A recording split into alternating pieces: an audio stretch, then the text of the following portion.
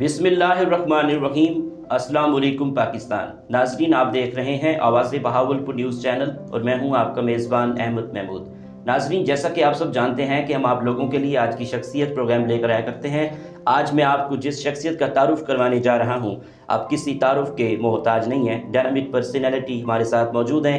आप English literature की दुनिया में आप बेहतरीन, आपका नाम है। मेरे साथ मौजूद हैं सुहेल फलक शेर साहब, assistant professor department of English literature the Islamia university of Bahawalpur. आज हम सर की प्रोफेशनल लाइफ के हवाले से खसूसी गुफ्तगू करेंगे, तो आइए बात करते हैं, मुलाकात करते हैं। अस्सलाम वालेकुम जनाब। वालेकुम अस्सलाम। क्या कैसे हैं आप? अल्हम्दुलिल्लाह। आप ठीक है सर? आपकी दुआएं अल्हम्दुलिल्लाह। सबसे पहले तो आवाज़ बहावलपुर में आपको सर खुशामदीद कहना चाहूँगा। बहुत शुक्रिया, थैंक यू वेरी मच। और ये एक बड़े अरसे से पेंडिंग था, बिल्कुल, तो आपकी बड़ी मेहरबानी कि आपने मुझे बुलाया यहाँ पे, थैंक यू वेरी मच। और आपका जो चैनल है ये मैं भी सुनता हूँ, तो माशाल्लाह अच्छा काम कर रहे हैं। ठीक जनाब, दुनिया के अंदर जितने लोगों ने कामयाबी हासिल की तालीम की वजह से की है, मेरा पहला आपसे सवाल ये है कि आपने अपनी इब्तदाई तालीम कहाँ से हासिल की? आपका तालीमी सिलसिला कैसा रहा? यार ये अब पुरानी बात है महमूद साहब के, when I came here Bahawalpur, तो स्कूल गोइंग बच्चा था, तो अभी स्कूल प्रॉपरली नहीं शुरू किया था, तो यहीं से मैं हूँ फैसलाबाद से, लेकिन हम आके यहाँ बहावलपुर, मेरे वाले साहब जो थे वो दिलावर साहब, वो सब इंजीनियर थे डिपार्टमेंट ऑफ एजुकेशन में, तो यहीं पे फिर स्कूलिंग शुरू हुई। फिर मैं एसपीएस में पढ़ा सादवी स्कूल में, और फिर एमए किया, फिर एमफिल किया। तो उस दौर में मैं पहला वो बच्चा था बहावलपुर का, अच्छा, जिसने एमफिल किया लिंग्विस्टिक्स में, तो I was the first person. तो फिर उसके बाद आर्मी पब्लिक स्कूल में पढ़ाया, फिर मैंने फिर बीकन हाउस में पढ़ाया, और फिर मैं यूनिवर्सिटी आ गया। ठीक, तो ये सफ़र फिर भी जारी है इसके ऊपर। ठीक, आपने इस्लामिया यूनिवर्सिटी बहावलपुर को कब ज्वाइन किया? मैंने इस्लामिया यूनिवर्सिटी बहावलपुर को 2001 में ज्वाइन किया था, 12 मार्च को मेरे ख्याल में। बिल्कुल ठीक ठीक। इस्लामिया यूनिवर्सिटी बहावलपुर में अब तक आपका तजुर्बा कैसा रहा? हाँ, अल्लाह की रहमत से और हज़रत मोहम्मद मुस्तफ़ा सल्लल्लाहु अलैहि वसल्लम जो आखिरी नबी हैं इस कायनात में, सल्लल्लाहु अलैहि वसल्लम के सदक़े बहुत अच्छा टाइम गुजारा, और एक भरपूर ज़िंदगी गुजारी लिटरेचर के हवाले से। और मेरे जो असातिज़ा थे उनमें बहुत बड़ा नाम डॉक्टर ज़ाहिर जंग खटक साहब का है, जो लिटरेचर की दुनिया का एक ऐसा नाम है कि पूरे पाकिस्तान में उनका एक फेम है, उनका काम है। उनके हाथों में मैं पला हूँ, या आप समझें कि उन्होंने मुझे एक बड़े भाई के तौर पे गाइडलाइन दी, समझाया, और आज तक उन्हीं की वजह से अल्लाह की रहमत से कभी पीछे मुड़ के प्रॉब्लम नहीं देखे। हर जगह पढ़ाने में, फिर मैडम शनाज साहबा थी, फिर डॉक्टर अयूब जजा साहब थे जिनके साथ बहुत अच्छा टाइम गुजारा, फिर सुहेल अहमद साहब हैं, इनके साथ दोस्ती भी है और एक अच्छा लगाव भी है, और वो उस लिटरेचर दुनिया के बहुत बड़े टीचर हैं सुहेल साहब। उनका मैं बड़ा मोतरफ़ हूँ कि उनका एक अपना स्टाइल है। बहरहाल मुझे तकरीबन को 22 साल से ज़्यादा अरसा हो गया इस यूनिवर्सिटी में पढ़ाते हुए। इस डिपार्टमेंट से इश्क है, यूनिवर्सिटी से इश्क है, स्टूडेंट्स से इश्क है, तो तजर्बा जो है वो बहुत ही भरपूर है और बहुत ही मज़ेदार है, जिसको मैं अल्फाज में बयान नहीं कर सकता। कि मैं ये समझता हूँ कि मैंने ज़िंदगी का बहुत अच्छा वक्त जो है इस यूनिवर्सिटी में गुजारा है। ठीक। डॉक्टर अतहर महबूब साहब इस्लामिया यूनिवर्सिटी में आए, उनके दौर में यूनिवर्सिटी में क्या सिचुएशन रही, इस हवाले से अगर आप कुछ कहना चाहें तो। बिल्कुल, इस मामले में खुल के कहना ये चाहूँगा कि देखें, यूनिवर्सिटी में आप एक बंदा बाहर से उठा के ले आते हैं जी, उसको कोई सरखाब के पड़ तो लगे नहीं होते। जो सीनियर द मोस्ट बंदा है यूनिवर्सिटी में, उसको भागदौड़ संभालनी चाहिए। अतहर महबूब साहब जब यहाँ पहुँचे तो उनके मुकाबले में पहले वीसीज बड़े अच्छे देखे। उनमें बिलाल खान साहब का बहुत बड़ा नाम है, जिनका मैं बड़ा मोतरफ़ भी हूँ। ऑल्दो कि उनके साथ अच्छा रहा काम, कुछ अच्छी दोस्ती बाद में हुई, लेकिन वो अपने काम में बड़े अच्छे थे। अतहर महबूब साहब के दौर में मैंने ये देखा कि यूनिवर्सिटी को बिगाड़ने में और उसको ख़राब करने में अतहर महबूब साहब का बहुत बड़ा नाम है, और उन्होंने इस यूनिवर्सिटी का वो इसको ख़राब किया कि मैं बता नहीं सकता कि बेइंतहा स्टूडेंट्स जब भर्ती कर लिए, ऐसा लगता है जैसे कोई फैक्ट्री चल रही है। अच्छा, स्टूडेंट्स की जो 2.5 घंटे का एक सेशन है, ये फैक्ट्री नंबर 1 है, फैक्ट्री नंबर 2 है। जब स्टूडेंट्स आते थे और हम पढ़ते थे, और आपको भी शायद याद हो कि 4-5 घंटे के लिए यूनिवर्सिटी का सेशन होता था, टीचर से मिलना, उनसे बातें करना, बैठ के बातों को समझना। तो बच्चे को जब तक कंपनी नहीं मिलती टीचर की तो वो क्या पढ़ेगा और क्या पढ़ाएगा। यही हाल अब यूनिवर्सिटी का है कि डे बाय डे म्यार जो यूनिवर्सिटी का भी नीचे आ रहा है और टीचर्स जो हैं वो खुद भी ज़्यादा इंटरेस्टेड नहीं है पढ़ाने में, जो पढ़ाता है उसके बारे में उनके ख्यालात अच्छे नहीं हैं। तो इस बात की सज़ा जो है वो मुझे भी मिली है। अच्छा। क्योंकि डिपार्टमेंट में कुछ लोगों को, अच्छा, अब उनके मैं नाम नहीं लूँगा, ठीक है, लेकिन अयूब जजा साहब चेयरमैन थे तो बहुत सारी जिम्मेदारियां दी थी उन्होंने, तो उनकी बड़ी मेहरबानी, तो मैं काम करता था। कुछ लोगों को इस बात पे एतराज़ है कि फलक शेयर क्लासेस को चेकिंग क्यों करता है और ये हमसे जूनियर है और ये, जबकि मेरा कोई ऐसी इसमें वो ज़ाती मामला तो था नहीं। मैं तो सिर्फ इसलिए करता था कि स्टूडेंट्स आते हैं इतनी दूर से पढ़ने आते हैं, उन्हें पढ़ाया जाता है, तो बैठे रहें तो बच्चे बुरी बात है। तो कुछ चीज़ें इस वजह से भी लोगों को अच्छी नहीं लगती थी कि ये जूनियर है और ये हमारे, जबकि ऐसी कोई बात नहीं थी। मैं तो सिर्फ ये कहना चाह रहा था कि क्लासेस को सही चलाया जाए। लेकिन ऐसा ऐसा यूनिवर्सिटी में मैं देख रहा हूँ कि वो बेहतरी जो पहले थी वो नहीं आ रही, बल्कि चीज़ें ख़राब से ख़राब सर होती जा रही हैं। और ये मामला जो है हमें ठीक करने चाहिए। ये हमारी एक ही यूनिवर्सिटी है, इस यूनिवर्सिटी को साथ इश्क भी है मुझे, मैं पहले वो बता चुका हूँ, और इसको हमें अच्छा ग्राफ देना चाहिए। ठीक। इस्लामी यूनिवर्सिटी बहावलपुर के तलीमी निज़ाम को बेहतर करने के लिए एज अ सीनियर टीचर आप क्या कहना चाहेंगे, क्या तजवीज़ है आपकी? यार अहमद महमूद, बात यह है कि आप भी माशाल्लाह बहुत पढ़े लिखे हैं और जो बहुत सारे लोगों से आपने इंटरव्यूज़ भी किए हैं। मैं ये कहता हूँ कि सबसे बड़ी बात है कि एक दफ़ा ज़करिया यूनिवर्सिटी में कॉन्फ्रेंस हो रही थी, तो मैं बैठा था, कुछ मैं इस वजह से भी बदनाम हूँ कि मैं ऐसे बात कर लेता हूँ। तो मैंने वहाँ पूछा कि अगर आप सेमेस्टर सिस्टम लेके आ रहे हैं तो टीचर्स कहाँ से लेकर आएंगे जो इतने ऑनेस्ट होंगे, ईमानदार होंगे कि वो बच्चों को पढ़ाएं भी और मार्किंग करें। तो उन्होंने कहा जी नहीं, यही टीचर्स हैं।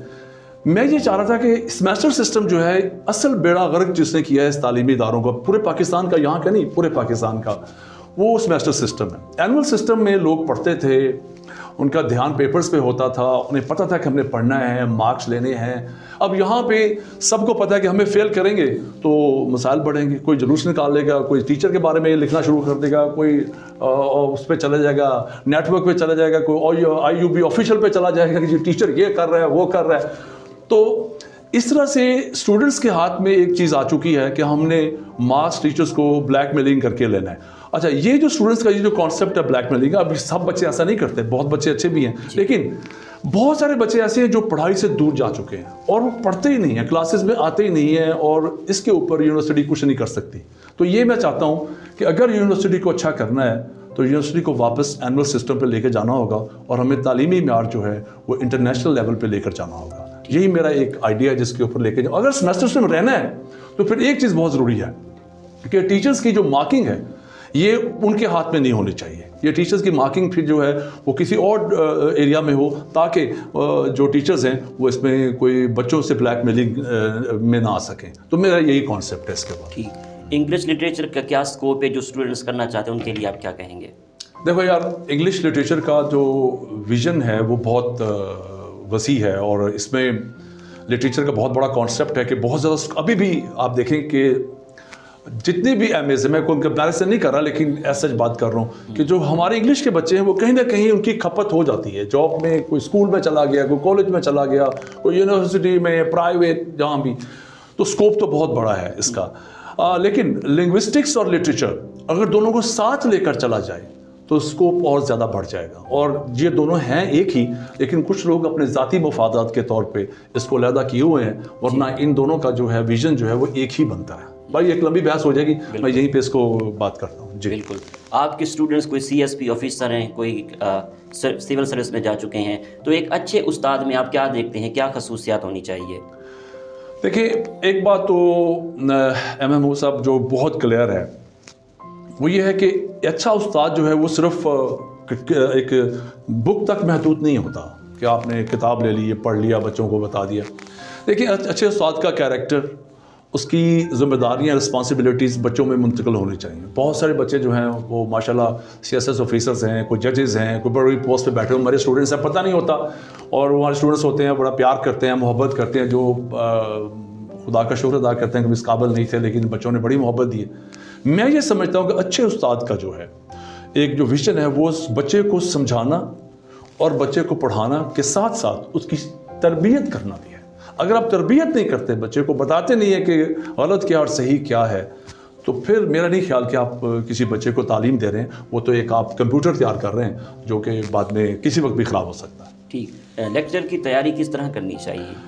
देखिए, लेक्चर को मैं एक बात ज़रूर कहूँगा, डॉक्टर खटक साहब एक बहुत खूबसूरत बात किया करते थे, मैं उनके कदमों पे आज भी खड़ा हूँ। वो ये कहते थे कि देखो, जब आप लेक्चर देने जाते हैं तो दुनिया जहान का नॉलेज नहीं देके आना वहाँ के आपने। जो आपका एक लिमिटेड नॉलेज है, जो लिमिटेड आपका टॉपिक है, उसके ऊपर टीचर को मुकम्मल तैयार होकर जाना चाहिए। और ये भी नहीं है कि हर क्वेश्चन का जवाब टीचर को आता हो।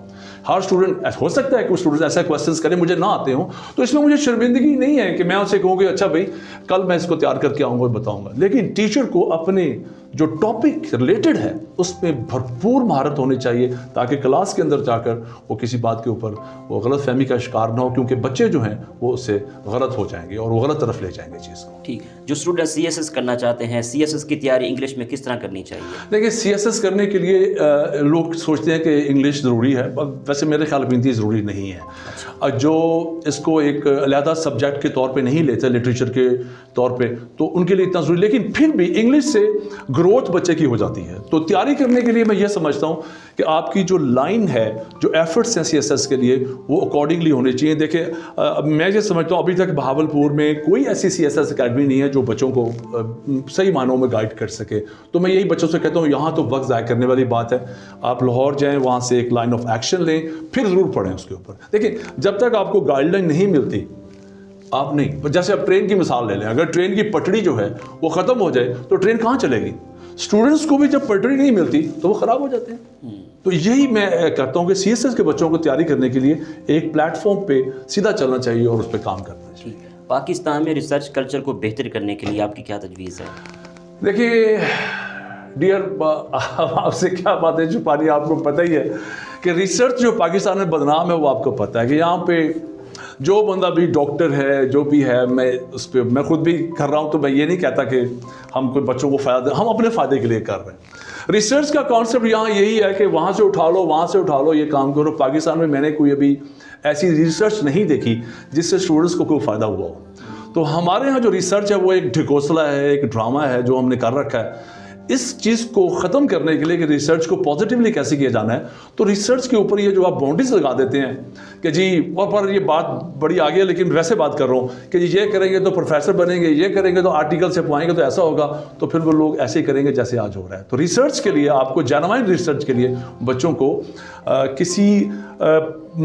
किसी भी हुक्म के बगैर, इम्प्लीमेंटेशन के बगैर उन्हें आज़ाद माहौल दिया जाए, वो अपना खुद काम करें और फिर रिसर्च जो है वो ठीक हो सकती है। ठीक। अच्छा जनाब, फॉरेन कंट्री में तालीम हासिल करने के लिए इंग्लिश के कोर्सेज किस तरह करने चाहिए? देखिए, मैं खुद भी PhD बाहर से कर रहा हूँ, मलेशिया से। तो जहाँ पे कोर्सेज की बात है तो हम वहाँ मार नहीं खाते। This is very important. हमारा जो एक स्टूडेंट जो पढ़ के जाता है वो मार, लेकिन एक चीज़ बड़ी इंपॉर्टेंट है सर कि वहाँ पे डियर, वहाँ पे भी एक चीज़ बड़ी इंपॉर्टेंट है कि बच्चों का जो इंग्लिश का जो विजन है वो बहुत वीक है। ना उनके पास ग्रामर है, ना उनके पास स्पोकन स्किल्स है, जिसकी वजह से वो बाहर मार खाते हैं। तो मैं ये बच्चों को ख़ास तौर पे कहना चाहूँगा कि एक उनका राइटिंग और स्पोकन अच्छा हो तो बाहर वो कहीं मार नहीं खाते। इसलिए मैंने ओमान में भी कुछ अर्सा पढ़ाया है, तो वहाँ मैंने देखा है कि स्टूडेंट्स हमारे अच्छे हैं, लेकिन हमें वो फैसिलिटीज़ नहीं मिल रही जो उन लोगों को मिल रही हैं। तो इस चीज़ के लिए हमें ज़रूर ख्याल करना चाहिए कि बच्चों को अपनी स्पोकन और राइटिंग के ऊपर तवज्जो देनी चाहिए। ठीक। आपकी नज़र में कामयाबी क्या है? अच्छा यार, ये जो सर आपने जो क्वेश्चन किया है कामयाबी का, अब लोगों के ज़हन में जो भी होगा, लेकिन मेरे ज़हन में जब आप दिल से मुतमईन हो और आप सीधे राह पे चल रहे हो तो ये कामयाबी है मेरे ख्याल में। अब इसके लिए हर बंदे की अपनी कोई आवाज़ है, कोई कहता है जी मैं ये कर लूँ, कोई कहता है मैं वो कर लूँ। तो मैं ये समझता हूँ कि कामयाबी से मुराद आपकी मुतमईन होना है और सीधे रास्ते पे चलना है, बस। आपकी इस कामयाबी के सफ़र में दोस्तों का, असातिज़ा का, वालिदैन का कितना साथ रहा? बहुत बड़ा साथ है। मेरी वालदा, मेरे वालिद साहब तो इतने स्पोर्टिंग थे, क्रिकेट खेलता था एक्चुअली सर, मैं क्रिकेट में बड़ा इन्वॉल्व था। तो क्रिकेट बड़ी खेली है मैंने। अगर आप बहालपुर में पूछेंगे ना फरक शेर का नाम तो कहेंगे यार वो क्रिकेट खेलता था, वो लंबा जो फास्ट बॉलिंग करता था। तो उस दौर में क्रिकेट बड़ी अच्छी खेली है। वालिद साहब ने बहुत सपोर्टिंग किया इसमें, he supported me a lot, you know. SPS में पढ़वाया बहुत अच्छा, जो he was from a middle class family, कोई हम अमीर लोग नहीं थे। उस दौर में सादवी स्कूल में पढ़ना एक बड़ा काम था। अब तो फिर भी लोग पढ़ लेते हैं, उस वक्त तो तनख्वाहें बहुत थोड़ी होती थी, वालिद साहब की तनख्वाह बहुत थोड़ी थी, लेकिन फिर भी उन्होंने मुझे SPS में पढ़वाया और सब कुछ किया। बाकी मेरे दोस्तों की बहुत सारी दुआएं मेरे साथ हैं। मेरे साथिया कराम डॉक्टर ज़ाहिर खटक साहब हैं और जदा साहब हैं, मैडम शनाज सलाहुद्दीन साहबा हैं, उसके अलावा मंजूर लाई साहब हैं, उसके अलावा फजल लाई खान साहब हैं, खालिद फरीद साहब का नाम मैं ज़रूर लूँगा, और अजीज़ साहब थे और जो ऐसी कॉलेज में थे उनका बड़ा इसमें रहा मेरे साथ। तो दोस्तों का भी बहुत कुछ रहा, और दोस्तों में अतर खुर्शीद साहब हैं जो मेरे साथ बड़ा भरपूर तावन करते रहे, और मैं समझता हूँ कि इनके बगैर मैं कुछ नहीं था, और अल्लाह ने इन जैसे लोगों को मेरे साथ रखा और मैं यहाँ तक पहुँचा हूँ। तो अल्लाह का बड़ा शुक्र अदा करता हूँ कि अच्छे दोस्त मेरे रहे हैं मेरे साथ। ठीक, आपको अदब से किस हद तक लगाव है? अदब से लगाव बहुत ज़्यादा है। इस तरह से तो नहीं है कि मैं बहुत कुछ पढ़ता हूँ, मैं आपसे बहुत ईमानदाराना बात कर रहा हूँ, लेकिन जो पढ़ाता हूँ या पढ़ाने की कोशिश करता हूँ उसको ज़रूर पढ़ता हूँ। अब मैं ये नहीं कहता कि मैं ऐसा रीडर हूँ कि मैंने हर चीज़ को पढ़ा हुआ है, ऐसा बिल्कुल नहीं कहता, लेकिन एक लिमिटेड रेंज में मैं अदब को पढ़ता हूँ और फिर उसको पढ़ने का मज़ा भी लेता हूँ। बस इतना मेरा लिमिटेड जो वर्क है इसके ऊपर है। ठीक, पाकिस्तान के निज़ाम तालीम पर आपका क्या तबसरा है? यार, पाकिस्तान का निज़ाम तालीम है उसको मैंने पहले भी कहा कि एनुअल सिस्टम हमें लेके आना होगा, लेकिन इसमें बहुत सारी ऐसी चीज़ें भी हैं यार जो प्रॉब्लम्स पैदा करती हैं, और उसमें बहुत बड़े प्रॉब्लम्स हैं। कुछ आपके साथी, रुफ़का, कंपेनियंस, वो ख़ास तौर पे आपकी जो काम करने की जो सलाहियत है उसको दबाना चाहते हैं। पाकिस्तान में एक बहुत बड़ा प्रॉब्लम ये है कि अगर आप अच्छा काम कर रहे हैं, आप डिपार्टमेंट को चला रहे हैं, इधर उधर भाग रहे हैं, तो दूसरे लोग आपको निगाह में रख रहे हैं। अब मैं बहुत सारे लोगों का नाम नहीं ले रहा, लेकिन कुछ डिपार्टमेंट में ऐसे लोग हैं जिन लोगों को खुद ही अंदाज़ा हो गया कि मैं किन का नाम लेना चाह रहा हूँ। तो उन लोगों ने बड़ी बड़ी बातें, ये जूनियर है, ये किसी ने कहा ये जी पंजाबी है। कभी मैंने सोचा ही नहीं कि मैं पंजाबी हूँ या सराइकी हूँ, और अब तक महसूस नहीं हुआ। अहमद साहब, आपको मैं हैरान कौन बात बताऊँ जी, एक बड़ी अच्छी बात, टीचर्स को छोड़ के, तो टीचर्स में तो होंगे जो, लेकिन अगर आप माने, मैंने तजिया किया, थोड़े तो हालात गुजरे, कुछ लोगों ने कोशिश की मुझे ख़राब करने की, ये कहा वो कहा, किसने कहा ये ट्यूशन्स करता है वो करता है। ट्यूशन्स तो मैं यूनिवर्सिटी से पहले से लैंग्वेज क्लासेस करता आ रहा हूँ, पढ़ा हूँ, और बहुत सारे लोग मेरे पढ़े हुए जो हैं वो पढ़ा रहे हैं, अब मैं नाम नहीं लेना चाह रहा। तो ट्यूशन वो ख़राब होती है जिसमें आप किसी को ख़राब करते हैं। ट्यूशन वो होती है जब पढ़ाते हैं, लेक्चर्स देते हैं, तो बहुत सारे टीचर्स जो हैं उन्होंने लोगों को मैसेजेस किए, अब उनकी दुकान नहीं चली, कोई किधर वो है कोई किधर है। तो देखिए जो प्राइवेट सेक्टर था ना अहमद साहब, जी सर, आपको मैं बताऊंगा, प्राइवेट सेक्टर में आपको जोर लगाना पड़ता है। यूनिवर्सिटी में जो लेक्चर देंगे बच्चे सुन लेंगे, कुछ नहीं कहेंगे। प्राइवेट सेक्टर में आप पढ़ाते हैं तो आपको खून चूसते हैं। तो ऐसे लोग भी जो पढ़ाते रहे हैं और जो ट्यूशन पढ़ाना चाह रहे हैं डिपार्टमेंट से, लेकिन कोई पढ़ता नहीं है। लेकिन फिर मैंने छोड़ दिया जब ये देखा कि लोग जो इस तरह काम करते हैं, कुछ बच्चे हैं जो ख़राब करते हैं, लेकिन लोगों ने किया। लेकिन एक बात क्लियर है, जो बच्चे मुझे जानते हैं, ट्यूशन पे भी मैं पढ़ाता हूँ और मेहनत करता हूँ। खैर अब तो मैं छोड़ चुका, लेकिन जब मैं करता था, पढ़ाता था, और मेरे पढ़े हुए लोग, अब मैं वो अल्लाह की रहमत से बताना नहीं चाहता कहाँ पढ़ा रहे हैं। और अगर हम डिपार्टमेंट्स में देख ले तो मेरे नोट्स, मेरी चीज़ें जो लोग इस्तेमाल करते हैं उनको मैं कुछ कह नहीं रहा, बल्कि अच्छी बात है, करें, मैं तो कहता हूँ करें। लेकिन कुछ लोगों ने, ये जो आपने बात की जो निज़ाम तालीम के ऊपर, कुछ लोगों ने इसका बुरा मनाया, जो मैं एक छोटी सी बात भूल गया। जो मैं तजिया कि उसमें यह कि मेरे जो लवर्स हैं, जो प्यार करने वाले हैं, सबसे ज़्यादा तादाद जो है, मैं तासुब नहीं कर रहा हूँ, मैं वैसे बात, सबसे ज़्यादा तादाद मेरे सराइकी स्टूडेंट्स की है। जितना उन्होंने मुझे प्यार दिया मुश्किल वक्त में, जितना मेरे साथ रहे, मैं आपको बता नहीं सकता।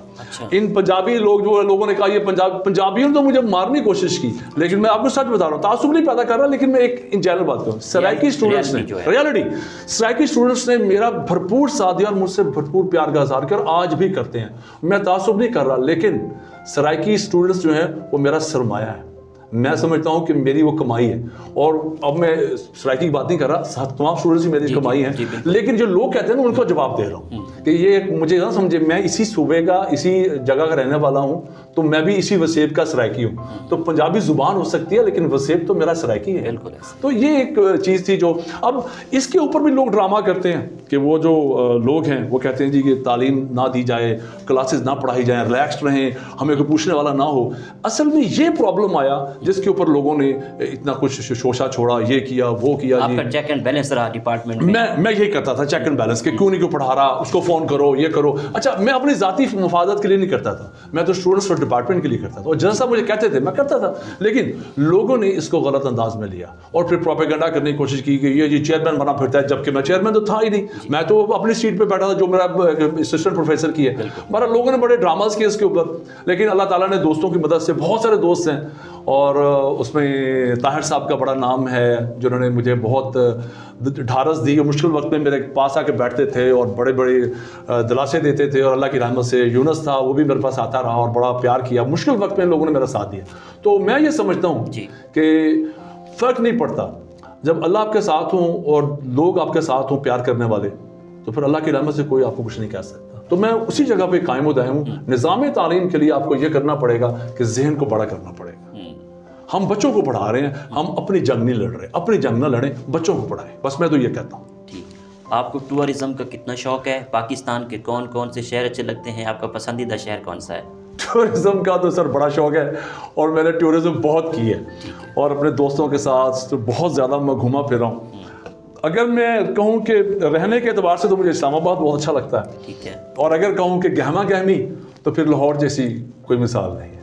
तो बहरहाल ये दो शहर मुझे अच्छे लगते हैं। लेकिन एक बात मैं कर दूँ, ये किसी उस्ताद के ऊपर, बहावलपुर मेरी जान है, इसके ऊपर मैं नहीं रह सकता। इस्लामाबाद हो सकता है मैं 2 महीने रह लूँ, 3 महीने रह लूँ, ठीक है, लाहौर में 2 दिन 4 दिन रह लूँ, लेकिन बहावलपुर आके ऐसा लगता है कि मेरी ज़िंदगी मुझे वापस मिल गई है। It is my love. ठीक।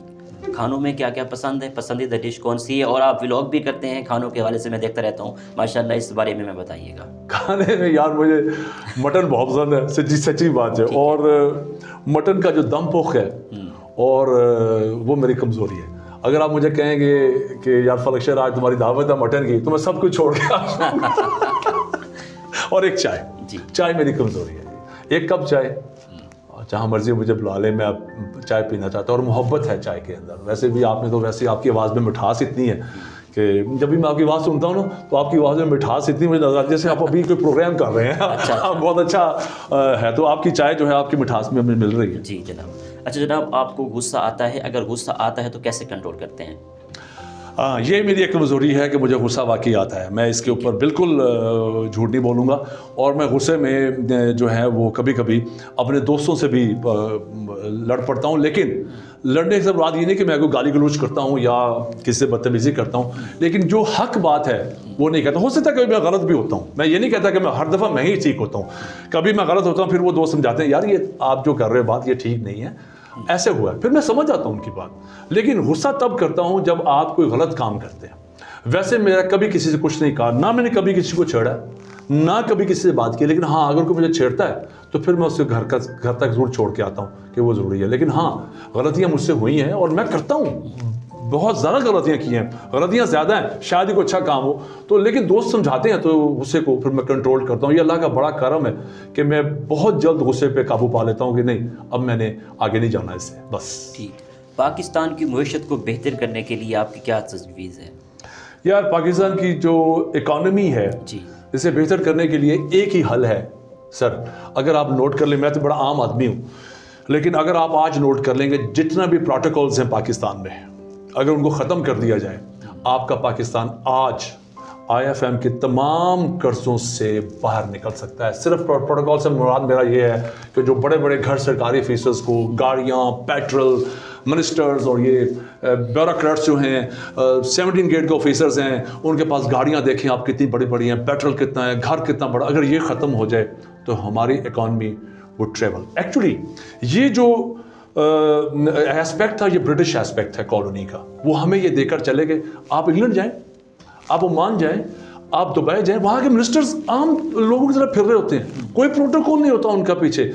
हमारे यहाँ पे एक छोटा सा मिनिस्टर, उसको इतनी लंबी गाड़ियों का प्रोटोकॉल है। सर ये जो इंग्लैंड है इतना तरक्की कर रहा है, कुछ इतनी जगह पे पहुँच गया है, वो कैसे पहुँचा? इसलिए कि उन लोगों ने प्रोटोकॉल ही ख़त्म किया हुआ है। उनके पास प्रोटोकॉल है ही नहीं। हम हर तीसरे बंदे को गाड़ी दे रहे हैं, ये जी डीन बन गया इसको गाड़ी दे दो, ये बन गया इसको गाड़ी दे दो। मैं खिलाफ नहीं हूँ इसके, लेकिन मैं बात कर रहा हूँ ये DC बन गया इसको गाड़ियाँ दे दो, मैं खिलाफ नहीं हूँ, लेकिन मैं ये कहना चाहता हूँ कि इसकी क्या ज़रूरत है? हम भी तो अपनी गाड़ी इस्तेमाल करते हैं, अपना पेट्रोल इस्तेमाल करते हैं, अपना घर इस्तेमाल करते हैं, तो फिर ये क्या क्यों ऐसा किया जाता है? तो ये सबसे बड़ी कमज़ोरी है। साहब आम आदमी हूँ, लेकिन अगर आप इसके ऊपर 1 महीना भी काम कर लें तो पाकिस्तान वुड मेक प्रोग्रेस। आखिर में सुनने वालों को, देखने वालों को, तुलबात को क्या पैगाम देना चाहेंगे? मेरा पैगाम यही है कि देखें, मैं जो मेरी ज़िंदगी का जो मेजरमेंट्स हैं, बहुत सारी गलतियां मैंने की हैं और इसमें कोई इंसान हूँ, मैं कोई दावा नहीं करता कि मैंने बहुत कम गलतियाँ की, मैंने बहुत गलतियाँ की हैं। दोस्तों को गलत भी समझा, कभी लोगों को गलत समझ गया, उनको समझा ये मेरे लिए अच्छे हैं लेकिन उन्होंने मेरे लिए कांटे बाद में बोए। लेकिन इंसान से गलतियों से सीखता है। मैं ये चाहता हूँ कि इंसान और जानवर में एक फ़र्क है कि जानवर जो है वो कभी गलती करके नहीं सीखता, लेकिन इंसान गलती करने के बाद ज़रूर सीखता है। राव सुहेल साहब मेरे बड़े अच्छे दोस्त हैं, तो एक दफ़ा मैं उससे कहने लगा कि यार राव, लोगों को मोहब्बत करके लोग जो हैं वो मुझे ख़राब करते हैं या मेरे साथ कहने से ज़्यादा कभी कोई धोखा देगा, कोई पैसे का धोखा हो गया, कुछ उसका, चलो वो तो मैं जिक्र नहीं कर। तो राव साहब ने एक बड़ी प्यारी बात की, उसने कहा फलक शेर, इसमें तुम्हारा क्या कसूर है? मोहब्बत से तो किसी को भी लूटा जा सकता है, तो इसमें तुम्हारा कसूर तो नहीं है। तो लोग जो हैं अगर गंदे निकल आए तो आप उस पर क्या कर सकते हैं। लेकिन मैं ये कहता हूँ अपने सुनने वालों को, अपने स्टूडेंट्स को जो मुझसे प्यार करते हैं और जो मुझसे प्यार नहीं करते, उनको भी ये कहना चाहता हूँ कि देखिए, मुफ्त की अना और जेलसी की अना नहीं होनी चाहिए। मोहब्बत बांटे और लोगों के लिए आसानी के रास्ते पैदा करें। अपने नुकसान को जो है बेशक आप ना कबूल करें, लेकिन दूसरों का नुकसान तो ना करें। मेरा यही पैगाम है कि अपना फ़ायदा ज़रूर देखें लेकिन दूसरों का नुकसान ना करें। बस मैं इतना चाहता हूँ। ठीक है सर, बहुत शुक्रिया, nice talking to you. Thank you very much जी, आपका बहुत शुक्रिया और बहुत शुक्रिया, आपने इतने अरसे से इंतज़ार किया। मैं आपका बड़ा मशकूर हूँ और आपने बड़ी मोहब्बत की और मुझे याद रखा, तो थैंक यू वेरी मच। आप मेरी दुआएं आपके लिए हैं, आपके चैनल के लिए हैं कि आप बहुत तरक्की करें और इस फील्ड में बड़ा नाम कमाएं। Sir thank you sir. अल्लाह हाफिज़। Thank you. जी तो नाजरीन, आपने आज की शख्सियत प्रोग्राम सुना। एक नए प्रोग्राम में मुलाकात होगी, तब तक अल्लाह हाफिज़, अल्लाह निगहबान, पाकिस्तान जिंदाबाद।